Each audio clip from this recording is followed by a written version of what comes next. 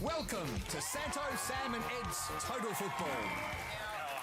I've got to introduce our next guest. You'll know him as the bloke that scored 19 goals as a player for South Melbourne. Since then, I don't know if he's done much, but I think at the moment we might know him as Socceroos coach Ange Postecoglou. Since World Cup. It's been forever. Yeah, still been working though, yeah, but World Cup was a fantastic experience. We'll get to that. We will. Ange, quit living in the past, mate. Come out swinging. You're not the only one to say that too, but... No, there's so many questions, and it's great that you're here, but there's so many questions. For instance, last night at the Victory Wellington game, you were there. Big question, who's this kid? Yeah. Who is this kid? Yeah, I've got no idea. The funny thing was he kept saying, look, I'm on the TV screen, and I go, yeah, well, lucky I'm sitting next to you. Did he have any idea who you were? No idea whatsoever. No idea who you were. He's looking at you going, you're not a wiggle. No. That's fantastic. Did you tell him who you were, Ange? No. He did get me to sign his ball, though, so... Even though he didn't know who you were? What did you sign? Tony Vidmar? Yeah. Pimver B. Hey, welcome back. And before we get on to Socceroos, you've been there when you were at South Melbourne. You played in the World Club Championships. Oh, yeah. Let's just have a quick talk about Western Sydney Wanderers. Big achievement, massive achievement. In your own head, how do you? Absolutely the biggest ever. Really? Yeah, I mean, I was fortunate enough. We coached South Melbourne, but to the World Club Championships, completely contrasting those experiences. Our deciding game to get to it, we played in Fiji with a ground full of little frogs that had to be cleared before the game. There was about 1,000 people there. The only thing similar was a standard of refereeing, to be fair. That was about right. But unbelievable achievement. And, you know, I mean, the way that it all transpired on the night was hugely exciting. But if you look at the whole journey of that club, unbelievable story. 2 years old. It's only 31 months, isn't it? 31 months ago, they didn't exist. And, you know, they potentially could compete with one of the biggest clubs in the world. When you look at guys like... I mean, you obviously know Popper reasonably well. Yeah. Is he... a surprise, or is it, even at a young age you thought, no, this guy's got it together, this guy's got a mind for it? You never know until... Right. I mean, I always say that to guys who want to coach, until you're actually in that seat, you just don't know. But, you know, there's no doubt ever since he got into that job, he's sort of been preparing himself almost his whole life.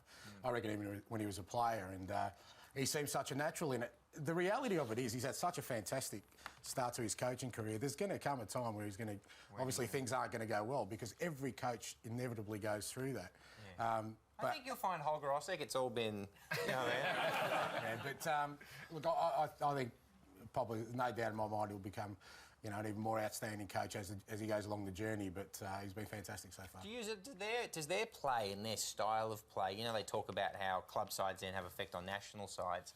Does that get into your thinking at all when you see a club side that is, you know, got a lot of good Aussies in it, and a lot of guys you've picked for the Socceroos? Does it affect it all the way you think, well, maybe the national team can be influenced by their successful local clubs, or because we're so disparate, do you not think that way?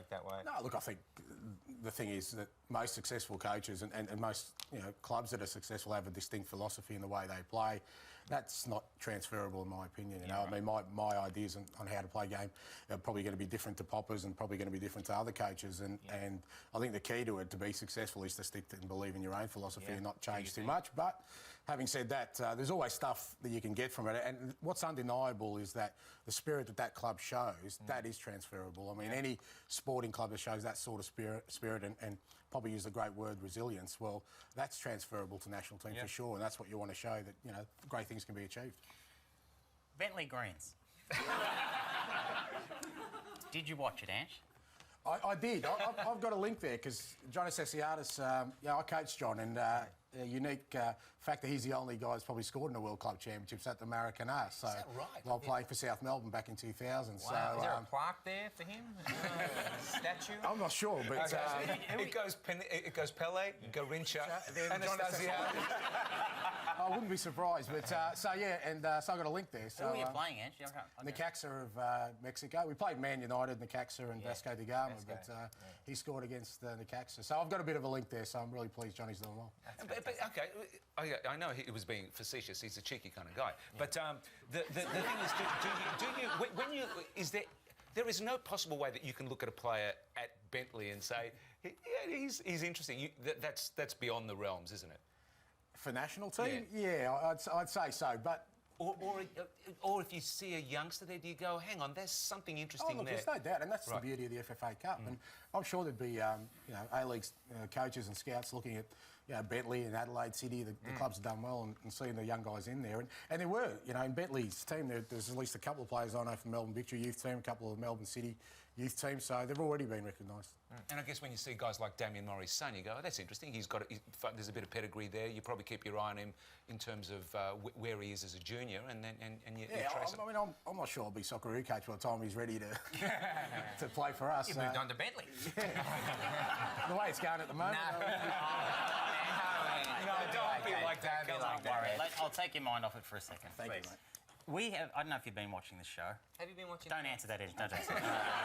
But inspired by Alex Gersbach, who at the age of 17 made his debut not debut, but he played in the derby, the Sydney derby. Wow. At 17, we just thought was an amazing achievement. Actually, what were you doing at 17? I played for South Melbourne. I think it was 17, 18, my first game as well. Not bad. And we've actually, so we've been showing, going back and finding old footage of, people on this show and guests at 17. Here's Ed at 17. Santo at 17. This was me at 17. John Aloisi at 17, Ange? John Aloisi at 17. Okay, so that's now, so you probably know. Oh no, he's been doing. You know where this is going. I've done my research. Wow. We've actually got some footage of you at the age of 17, Ange Postecoglou. Yeah. At a party where you showed off your skills on the dance floor. No way. Yeah. No way. Footwork here. There's Ange there. Well, there he is. That's some great footwork there. Who's this guy coming out? This guy coming up here on a drum. I think you know who this is. Oh, it's John Anastasioni. On drums. Unbelievable. Anyway, so there you go, Ange. Nothing's safe here. You know what I mean? That's Anyway, that was. Hold on. What else do you want from me? I'm just giving that stuff, and that's all. Okay. When you're at an A-League game and you're watching a round by round, there's a lot of if things don't go well, you say, "Oh, I've put that behind me. I'm looking forward to the next game." You've been to a World Cup now with a squad. You've had incredible experience against 3 amazing sides. Are they the kind of things you just say, "Yeah, well, that's in the past. Now we move forward"? How many lessons do you draw from those games? Oh no, absolutely. I mean, it'd be remiss of me not to draw on those experiences, not just for myself, for the players. For everything we're doing moving forward. We measured ourselves against the very best in the world. We should have beaten Holland, Ange. Tell me about it. You were mate. just Ange, you were just standing on the field like in a coma at the end. You didn't realise we'd lost. It was that what? Oh no, I knew we lost. No, you just couldn't believe. You were standing there. I could feel you. Were like, I can't believe it. We had them. and that's we had Chile as well. That's the biggest. Did we have Spain? No. Prior to kick-off, maybe. In the tunnel. No, look, and I think that was probably the biggest thing. You walk away, and a lot of people sort of straight after were very complimentary and sort of almost congratulating me. But then, I'm walking away thinking there's a couple of unique opportunities we had to absolutely knock off the world's best. And you always question, will you get that opportunity again? So that whole element of trying to take your chances when the time's most crucial, that's the thing you take away more than anything else. Can you believe, though, that, Ange, of course, Asian Cup's coming up. How many games have we played since the World Cup? Is it 4? 4. So, 5 games ago, this country was wrapped with the Socceroos and how they're going.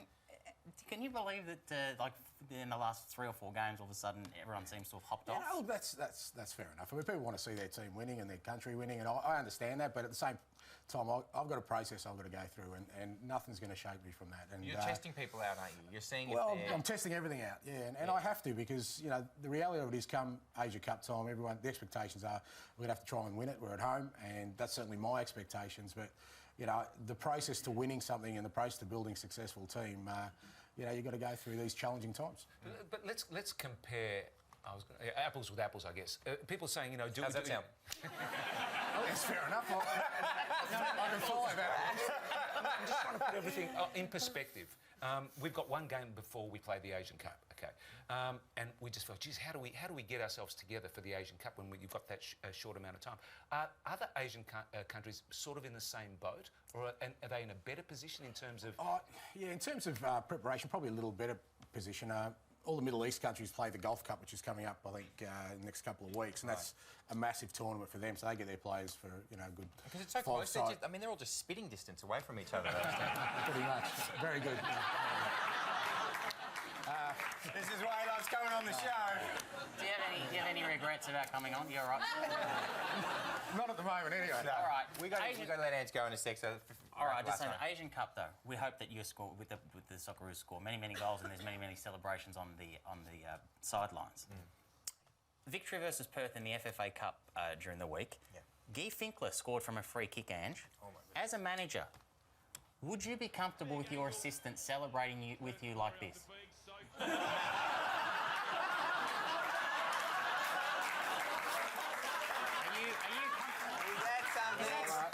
Things have changed at Victory. All right, it's always great to see him. We're looking forward to the Asian Cup. Can you please thank Socceroos coach Ange?